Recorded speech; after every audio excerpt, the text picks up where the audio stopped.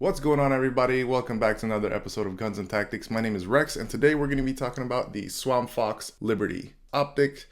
Without further ado, here we go.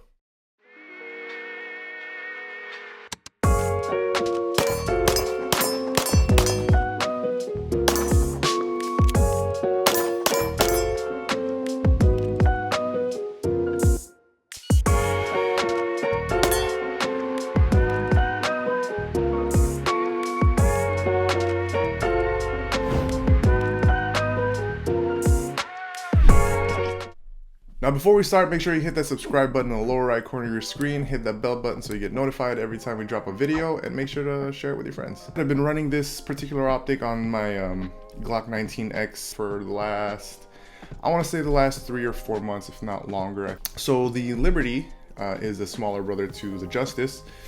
Very patriotic names, may I add. The Liberty has a 1x22 objective, and the Justice has a 1x27. The Liberty being just a little bit narrower on the sides to fit along the profile of a 9mm Glock double stack pistol, as they advertise on their website. That's what it says specifically. And where the Justice has, it tapers out towards the top, which gives you a little bit more field of view in the window. The optic is constructed of 70-75 aluminum. The window is scratch resistant hard coat finish, and it has like a bit of a red tint in the front, and from what it says on the website, that prevents that blue tint that you typically see on some other red dots like the RMR. It has motion sensing shake and wake technology, to where it any little movement turns it on, and after about 4 minutes of no movement it turns off.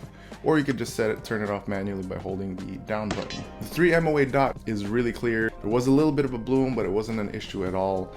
There would be a little bit of a halo effect when it is under direct sunlight, but I'm still able to pick up the actual dot and not a faux dot like I would on some other optics. The nice thing about this optic in particular is that the window, the viewing window, is very clear.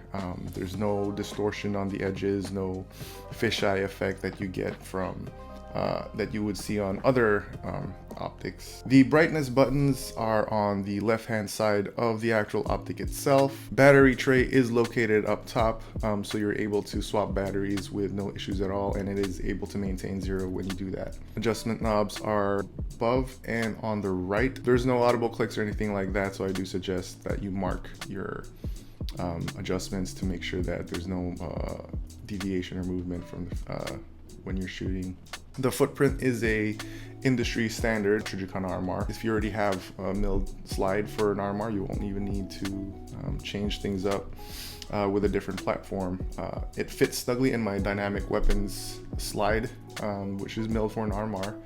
With no issues at all. Now, in running the actual optic itself, it was really easy and really fast, easy to acquire. If you're already used to running red dots, there's no real variance to how this will feel if you're already used to running like a Trijicon RMR, a Holosun, Delta Point, and things like that. What you would notice immediately is the clear window, which makes it nice. It kind of reminds me of the Shield RMS, which I used to own. Other things that we did to try to kind of torture test it. I wasn't gonna do a 2,000 round burn down like Aaron Cowan. I don't have 2,000 rounds to spend on torture testing a gun, but what we did do was racking the slide off our holsters. You're doing one-handed manipulations and things like that. I did it on my Safariland. My buddy did it on his Kydex one, and it kind of mangled up his Kydex holster a little bit. Sorry, Phil. But I would be happy to report that it had no effect on the actual 0 of the gun. It was still able to maintain 0. We're still hitting targets out to 50 yards with the pistol. It performed pretty well. My only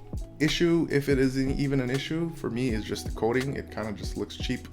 It has that shiny, glossy sheen that you'd find on cheaper / lower end optics, which this is on the lower end of the price range.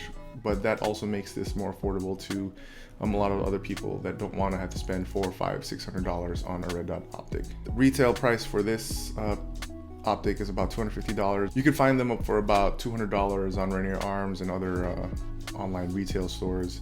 So as far as pricing goes, it's pretty affordable. It is definitely an entry-level concealed carry, everyday carry optic. I would not recommend this for duty use. Even with the roll cage, I think the tried and true like Trijicon Armars and things like that would be preferable to for duty use, because even though it's not perfect and they have been broken in the past, they have a pretty good reputation for being quote-unquote bomb-proof, which and there's a reason for that. It's tried and true and trusted, and if it's something for duty use and potentially your life, someone else's life will depend on it, I would lean more towards something like the Trijicon Armar. Speaking of durability, when Aaron Cowan reviewed this particular the Swampfox optic, he dropped it and it did crack, and they've since released a kind of a roll cage to go around it to protect the optic itself in case of you dropping it. It would absorb the shock and send it down to the mounting points and not the optic or the glass itself. So it should and hopefully would save the glass life.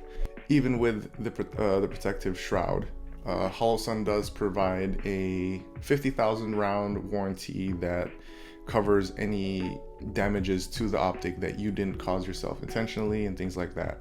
So with that being said, I would say this would be a great buy for anyone looking to get into red dot optics or wanting to put red dot optics on any other guns that you may have but don't quite want to spend $400, $500, $600 on a Trijicon Armar or a similar optic.